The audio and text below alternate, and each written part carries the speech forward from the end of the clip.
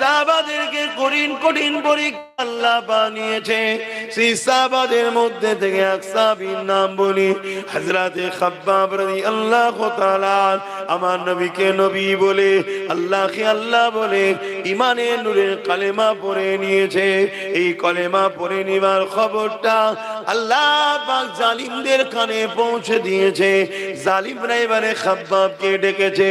হযরতে খাব্বাবকে জিজ্ঞাসা করে, এ খাব্বাব রে, শুনলাম নাকি মুহাম্মদ রাসূলুল্লাহ দলে চলে গেছো। জালিমরা আমাকে জানে মেরে দিতে পারে, আর মিথ্যা কথা যদি বলি আমার আল্লাহ পাক নারাজ হয়ে যাবে। আমি খাব্বাব আমার জাজ করা পছন্দ করি না। এটাই তো পরীক্ষা আল্লাহর বান্দা হিসাবে। আমার আল্লাহকে আমরা নারাজ করব না। এতে আজকে দুনিয়া আমাদেরকে যদি মেরে ফেলে, আমরা মরে যাওয়াকে পছন্দ করে নেব, আল্লাহ পাককে নারাজ করব না। হযরতে খাব্বাব বললেন, হ্যাঁ আপনি যেটা শুনেছেন সত্য শুনেছেন। হযরতে খাব্বাবকে জালিমরা জুলুম করা শুরু করে দিল। মুহাম্মদ রাসূলুল্লাহ দল ছেড়ে দাও, মুহাম্মদ রাসূলের সাথে ছেড়ে দাও, আমাদের দিকে চলে আসো, আমাদের সাথে চলে আসো, আমরা তোমাকে অনেক সম্মানিত করব, অনেক পদ দেব, অনেক অর্থ দেব। এ যুবক মন দিয়ে শুনবেন, কারণ আজকের দিন এই ঘটনা তোমার আমার সঙ্গে ঘটতে শুরু হয়েছে। সেদিনও দুটো দল ছিল, একটা রহমানের, একটা শয়তানের। রহমানের দলে আমার রাসূল পাক সাল্লাল্লাহু আলাইহি ওয়াসাল্লাম, জোরে বলুন সুবহানাল্লাহ। আর নবী পাকের কথাই সাহাবারা এসেছে। নবী কি বলছিলেন? ইনসাফের কথা, ইনসানিয়াতের কথা, মানবতার কথা, গরিবের অধিকারের কথা, দুঃখীদের কথা, এতিমের অধিকারের কথা, বিধবার কথা। সন্ত্রাসকে বন্ধ করো, জুলুমকে বন্ধ করো, অত্যাচার বন্ধ করো। এটা আমার রাসূল মেসেজ দিচ্ছিলেন। আর আবু জেহেল, উতবা, সাইবা, শয়তানের লোকেরা কি করছিল? তারা গরিবদেরকে লুটতো, জুলুম করত, খুন করত, নারীদেরকে বাজারে নিয়ে বিক্রি করত, বাচ্চা বাচ্চা কন্যা সন্তানকে জ্যান্ত পুঁতে দিত। তারা এমন করে সমাজে গরিব ঘরের ছেলেদের গলায় কোমরে বেল্ট লাগিয়ে বাজারে নিয়ে যে নিলামে তুলে বিক্রি করত। বলো আজকেও আবু জেহেল আছে না নাই? কথা বলো। আজকের জালিমরা এরকম করছে না করে না? হালকা হলেও করছে না করে না? অ্যাকচুয়ালি এনআরসিটা কি? এনআরসিটা হলো এই লেবার, গরিব লেবারকে গোলাম বানানো।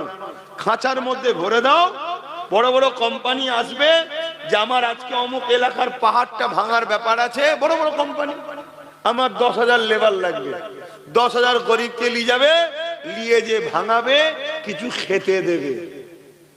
এটা শেষকালের সময় ছিল, আজকে একটু পদ্ধতি চেঞ্জ হচ্ছে। এ কথা বুঝছেন?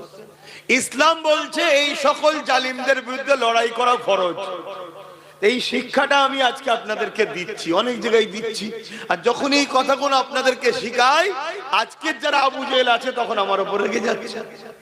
এইসব কথা বলার কি দরকার? নামাজের কথা নেই, রোজার কথা নেই। আরে নামাজ তো ব্যক্তি জীবনের ইবাদত, তা নামাজের কথা একে শোনাবো কেন?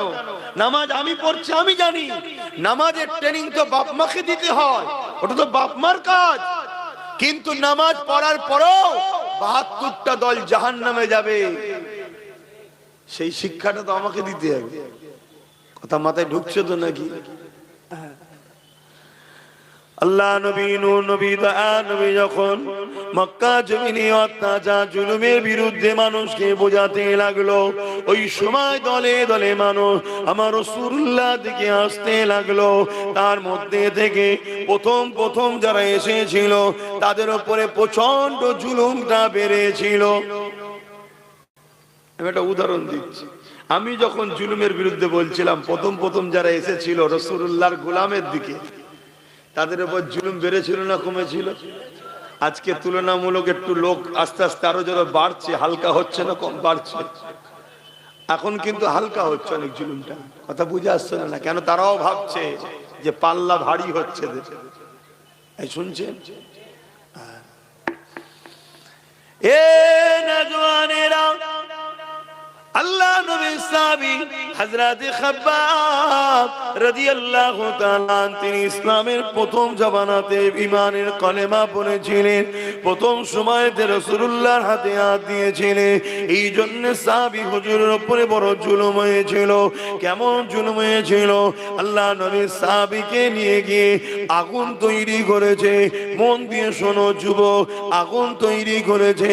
ওই আগুনের উপরে বসিয়ে দিয়ে আল্লাহ নবী সাহাবীকে বলতে লেগেছে, আল্লাহ ছেড়ে দাও, নবী ছেড়ে দাও। এদিকে আগুন ধরতে লেগেছে।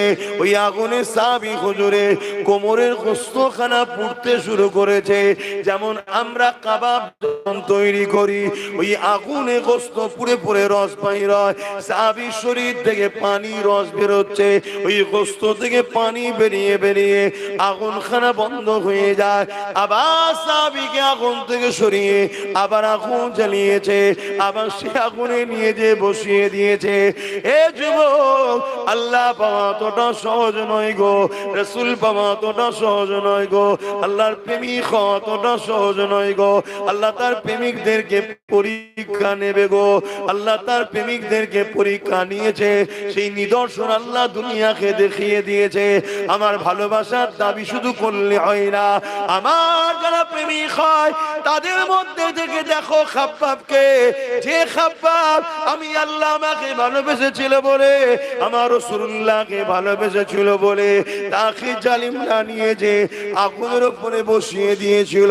ওই আগুনের কষ্ট পড়তে পড়তে পড়তে বারবার আগুন বন্ধ হয়ে যায়, আবার আগুন ধরায়, আবার বসানো হয়, আর বারবার বলা হয়, এ খাব্বাব আল্লাহ রাসূলকে ছেড়ে দাও। এ দুনিয়ার মানুষেরা শোনো, আমার প্রেমিক যারা হয় তারা কখনো আমি আল্লাহ রাসূলকে ছাড়ে না।